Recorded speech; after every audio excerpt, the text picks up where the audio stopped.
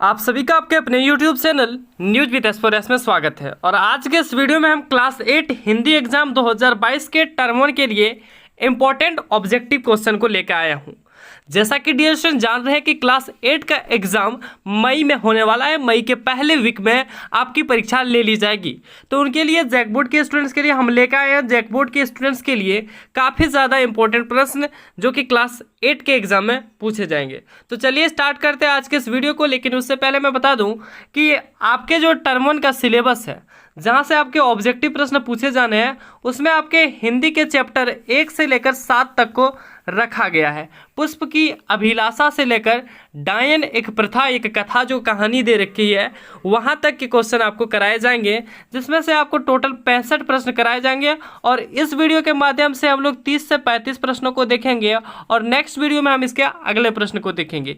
ये हमारा पहला लेक्चर होगा जो कि आपके बोर्ड एग्जाम के लिए इंपॉर्टेंट है। तो चलिए स्टार्ट करते हैं बिना टाइम को वेस्ट किए। लेकिन उससे पहले रिक्वेस्ट करूंगा कि हमारे साथ वीडियो के एंड तक जरूर बने रहिएगा, ताकि आपको यहां से डायरेक्ट क्वेश्चन बोर्ड एग्जाम में देखने को मिले। साथ ही ऐसे और भी वीडियोस पाने के लिए हमारे चैनल को सब्सक्राइब कर बेल नोटिफिकेशन को जरूर दबा लीजिएगा, ताकि जो भी और भी सब्जेक्ट्स और हिंदी इंग्लिश सभी के चीज़ों आपके बोर्ड एग्जाम के महत्वपूर्ण प्रश्नों को देते रहूँगा। तो चलिए देखते हैं आज से सबसे पहला क्वेश्चन पुष्प की अभिलाषा चैप्टर के, जिसको लिखा है माखनलाल चतुर्वेदी ने। डियर स्टूडेंट ध्यान में रहेगा कि पुष्प की अभिलाषा जो कहानी है उनको लिखा है माखनलाल चतुर्वेदी ने। आइए देखते हैं इनसे संबंधित इंपॉर्टेंट प्रश्न को। लेकिन उससे पहले मैं बता दूं कि आपको बोर्ड एग्जाम क्लास 8 के लिए जो भी क्वेश्चन पूछा जाएगा, जो भी चैप्टर्स हैं, उनके लेखक के नाम जरूर याद रहने चाहिए। तो पुष्प की अभिलाषा के लेखक कौन है? माखनलाल चतुर्वेदी। ये बातें आपको याद रहनी चाहिए। आइए देखते हैं इनके प्रश्नों को। कहा गया है कि निम्नलिखित पद्यांश को पढ़कर उसमें दिए गए प्रश्नों का सही विकल्प को चुने। चाह नहीं मैं सुरबाला के गहनों में गूथा जाऊं, चाह नहीं प्रेमी माला में बिंद प्यारी को ललचाऊं। तो ये आपका दे रखा है स्टेंजा, एक पद्यांश दे रखा है जो आपके बुक से लिया गया है और उसी से संबंधित कुछ प्रश्न दिए गए हैं। आपको इसी प्रकार के वहाँ पे भी दिए जाएंगे आपके बोर्ड एग्जाम में और वहाँ से प्रश्न पूछे जाएंगे। डियर स्टूडेंट्स, इनको लेकर अभी मॉडल सेट नहीं जारी किया गया है जैक बोर्ड के द्वारा। फिलहाल मॉडल सेट जारी होने पर पूरी तरह से समझ में आएगा कि क्वेश्चन कैसा पूछे जाएगा। लेकिन हर एक चैप्टर से जरूर क्वेश्चन आएगा, इसलिए मैं चैप्टर को ही पहले करा रहा हूँ, उसके बाद ग्रामर के पोर्शन को भी आगे देखेंगे। तो क्वेश्चन है कि देव कन्या के गहनों में कौन गूंथना नहीं चाहता? तो इनका सही जवाब हो जाएगा डियर स्टूडेंट पुष्प। देव कन्या के गहनों में कौन गूंथना नहीं चाहता? तो इनका सही जवाब हो जाएगा पुष्प। अगला क्वेश्चन है प्यारे बच्चों, प्रेमिका को कौन ललचाना नहीं चाहता? तो कौन ललचाना नहीं चाहता? इनका भी सही जवाब हो जाएगा पुष्प। अगला है प्यारे बच्चों तीसरा ऑप्शन, यह किसकी अभिलाषा है? तो इनका भी सही जवाब हो जाएगा पुष्प की। तो ये तीनों क्वेश्चन का जवाब होगा पुष्प की। देवकन्या के गहनों में कौन नहीं गूंथना चाहता? पुष्प। प्रेमिका को कौन ललचाना नहीं चाहता? पुष्प। यह किसकी अभिलाषा है? तो यह पुष्प की अभिलाषा है। या ये देखते हैं अगला प्रश्न। अगला प्रश्न है, मुझे तोड़ लेना वनमाली, उस पथ पर देना तुम फेंक, मातृभूमि पर शीश चढ़ाने, जिस पथ पर जाए वीर अनेक। तो यह किस पाठ से लिया गया है? तो ऐसा आपको पंक्ति दे देगा, 2-3 लाइन की पंक्ति देगी और उसमें पूछा जाएगा यह कौन से पाठ से कहानी को ली गई है, कविता को ली गई है। तो यह कहानी या कविता जो ली गई है वो पुष्प की अभिलाषा कविता से ली गई है। अगला क्वेश्चन है, वनमाली का अर्थ है? तो डियर स्टूडेंट्स, वनमाली का अर्थ है वन का माली। अगला क्वेश्चन है, मातृभूमि पर शीश चढ़ाने का क्या अर्थ है? तो मातृभूमि पर शीश चढ़ाने का अर्थ है देश के लिए कुर्बान होना। अगला क्वेश्चन है प्यारे बच्चों, पुष्प की अभिलाषा शीर्षक कविता में पुष्प किसके प्रति समर्पित है? तो पुष्प की अभिलाषा में जो ये पुष्प शब्द किया गया है वो किसके प्रति समर्पित है? तो इनका सही जवाब हो जाएगा मातृभूमि और वीर के प्रति समर्पित है। अगला है प्यारे बच्चों क्वेश्चन कि पुष्प की अभिलाषा शीर्षक कविता के कवि हैं। तो पुष्प की अभिलाषा शीर्षक कविता के कवि हमने शुरुआत में ही बताया कि माखनलाल चतुर्वेदी। डियर स्टूडेंट्स, जो भी आपकी कविताएं हैं, कहानियां हैं, 7 टोटल हिंदी में लिया गया है। इनके सारे के सारे आपको कविताओं के नाम और उनके लेखक, उनके लेखकाकार कौन है, उनका नाम याद होना जरूरी है, क्योंकि आपके बोर्ड एग्जाम में 1-2 क्वेश्चन यहाँ से भी पूछे जाएंगे। अगला क्वेश्चन देखते हैं कि पुष्प की अभिलाषा किस प्रकार की रचना है। तो ये जो रचना है एक देश प्रेम की रचना है प्यारे बच्चों, याद रखिएगा। अगला है पुष्प की अभिलाषा कविता में पुष्प के द्वारा क्या अभिलाषा व्यक्त की गई है। तो पुष्प की अभिलाषा में क्या अभिलाषा व्यक्त की गई है, इनका सही जवाब होगा मातृभूमि के लिए प्राणोत्सर्ग। इसका सही जवाब हो जाएगा मातृभूमि के लिए प्राणोत्सर्ग। सुरबाला का समानार्थी शब्द निम्न में से क्या है। तो डियर स्टूडेंट्स याद रखिएगा, सुरबाला का समान अर्थ देवकन्या होता है। सुरबाला का सामान्य अर्थ या फिर समानार्थी शब्द देवकन्या होता है। अगला है पुष्प क्या नहीं चाहता है। तो डियर स्टूडेंट्स देवता के सिर पर चढ़ाया जाऊं। ये पुष्प चाहता है कि वीरों के पैरों तले हम चढ़ूं, देवताओं के सिर पर चढ़ाया जाऊं। ये पुष्प नहीं चाहता है। अगला क्वेश्चन देखते हैं डियर स्टूडेंट्स। अगला है आपका दूसरा चैप्टर छोटा जादूगर। और छोटा जादूगर की कहानी को किसने लिखा है। तो ये लिखा जयशंकर प्रसाद ने। याद रखिएगा छोटा जादूगर किसने लिखा, तो जयशंकर प्रसाद ने। तो चलिए देखते हैं इनके क्वेश्चन को।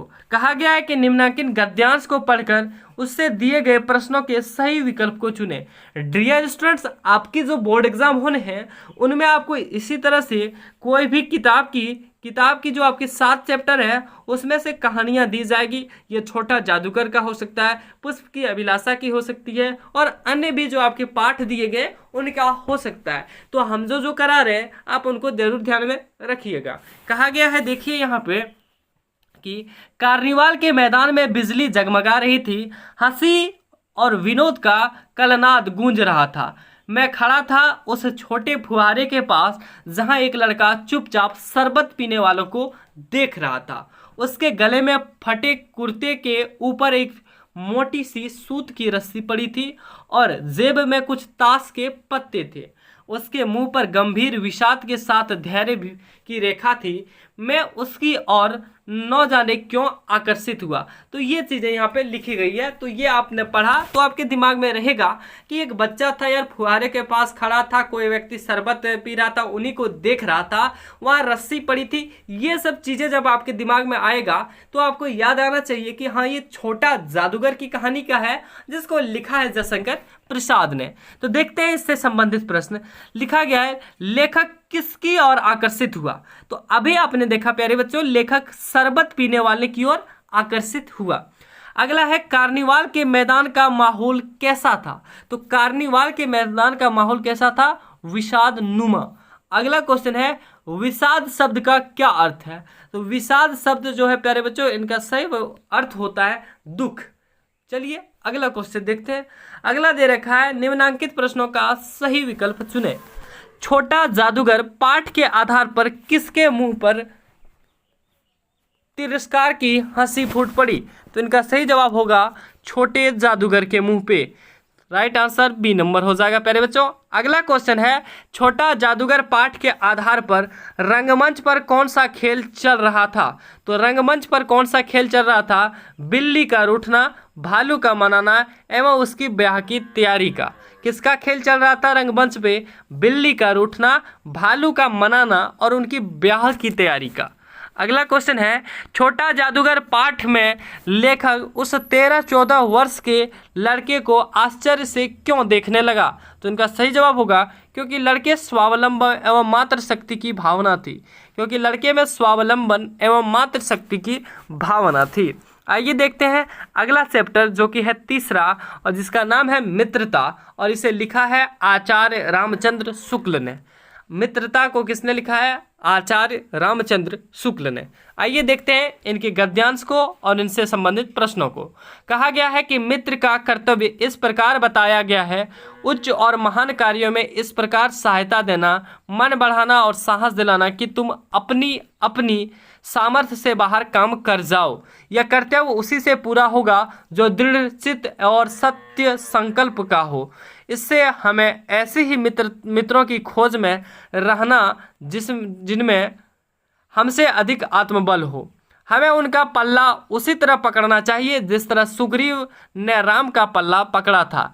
मित्र हो तो प्रतिष्ठित और शुद्ध हृदय के हो, मृदुल और पुरुषार्थी हो, शिष्ट और सत्यनिष्ठ हो, जिससे हम अपने को उनके भरोसे पर छोड़ सके और यह विश्वास कर सके कि उनसे किसी भी प्रकार का धोखा न होगा। तो कहानी बता रही है कि एक मित्र ऐसा होना चाहिए जो किसी भी प्रकार का धोखा नहीं दे सकता है। एक सच्चा मित्र होना चाहिए, जैसे सुग्रीव और राम का पल्ला पकड़ा था। तो आइए देखते हैं संबंधित प्रश्नों को। कहा गया है गद्यांश का एक उपयुक्त शीर्षक दीजिए। तो डियर स्टूडेंट्स, ये गद्यांश आपने पढ़ा और आपको समझ में जरूर आया होगा कि ऐसा कैसा शीर्षक हो सकता है। देखिए यहाँ पे किसके बारे में, देव के बारे में नहीं बताया गया है। क्या पुरुष के बारे में बताया गया? नहीं। शत्रु के बारे में बताया गया? नहीं। किनके बारे में बताया गया? तो यहाँ पे मित्र के बारे में बताया गया। तो इनका सही विकल्प हो जाएगा मित्र। आइए अगला देखते हैं। सच्चा मित्र मिल जाने पर हम क्या करते हैं? सामर्थ्य से बाहर काम भी कर पाते हैं। डियर स्टूडेंट्स, अगर एक सच्चा मित्र आपको मिल जाए तो आपकी जितनी कैपेसिटी हो सकती है, जितना आप सामर्थ्य हो सकता है, जितना आप क्षमता है, उससे भी ज़्यादा काम कर पाते हैं। अगला है क्वेश्चन, हमें कैसे मित्रों की खोज रहना चाहिए, खोज में रहना चाहिए? तो जिसमें हमसे अधिक आत्मबल हो। यहाँ पे देखिए साफ साफ लिखा था ऐसे मित्रों की खोज में रहना चाहिए जिसमें हमसे अधिक आत्मबल हो। डियर स्टूडेंट, यहाँ से जो 3 क्वेश्चन आपसे पूछे जा रहे हैं, प्रत्येक बार आप देख रहे हैं कि जो एक गद्यांश दे रखा है उनसे 3 प्रश्न पूछे जा रहे हैं। ये तीनों प्रश्नों का आंसर आप इसी से खोज सकते हैं। अगला प्रश्न देखिए, निम्नांकित प्रश्नों के सही विकल्प को चुनें। संगति का कैसा प्रभाव हमारे आचरण पर पड़ता है? तो इनका सही जवाब हो जाएगा गुप्त प्रभाव। संगति का जो कैसा प्रभाव पड़ता है? तो गुप्त प्रभाव। अगला है, हम लोग कैसी मिट्टी की मूर्ति के समान रहते हैं? तो अगर बुक आपने पढ़ा है डियर स्टूडेंट्स तो आपको पता होगा हम लोग एक कच्ची मिट्टी के समान रहते हैं। हालांकि अगर आप नहीं भी पढ़े तो जो प्रश्नों को हम करा रहे हैं उनको आप करते जाइए, आपके बोर्ड एग्जाम में बेहतर रिजल्ट आएगा। हम लोग कैसे मिट्टी की पूर्ति के समान रहते हैं? तो इनका सही जवाब हो जाएगा कच्ची मिट्टी। अगला है प्यारे बच्चों, हमारा विवेक कुंठित ना हो इसके लिए हमें क्या प्रयास करना चाहिए? तो हमारा विवेक, हमारा जो आत्मबल कुंठित ना हो तो कैसे? बुरे लोगों से मित्रता नहीं करनी चाहिए। तो डियर स्टूडेंट, इनका सही विकल्प हो जाएगा कैसे प्रयास करने चाहिए? तो बुरे लोगों से मित्रता नहीं करनी चाहिए। डियर स्टूडेंट्स, आज के इस वीडियो में इतना ही। अगले वीडियोज़ में हम देखेंगे इनके अगले 4 चैप्टर को, चौथा, 5वां, 6ठा और 7वां चैप्टर के इम्पोर्टेंट प्रश्नों को। फिलहाल इस वीडियो में इतना ही। वीडियो अच्छी लगी हो तो लाइक करें, दोस्तों के साथ शेयर करें। और डियर स्टूडेंट, ऐसे ही इस हिंदी के, इंग्लिश के, सामाजिक विज्ञान, विज्ञान और अन्य सभी महत्वपूर्ण प्रश्नों जो आपके बोर्ड एग्जाम 2022 के लिए इम्पोर्टेंट है, उनको पाने के लिए आप हमारे चैनल को सब्सक्राइब कर बेल नोटिफिकेशन को जरूर दबा लें, ताकि जो भी वीडियोज आपको अपलोड होती है आपको सबसे पहले नोटिफिकेशन मिल सके। डियर स्टूडेंट्स, मिलते हैं नेक्स्ट वीडियो में कोई नई इसके आगे के चैप्टर के साथ। तब तक के लिए हमें दीजिए आज्ञा और आप वीडियोस को दोबारा देखें, मित्रों में शेयर करें, क्योंकि एक सच्चा मित्र आपकी हेल्प करेगा और आप भी उनका हेल्प करें। धन्यवाद।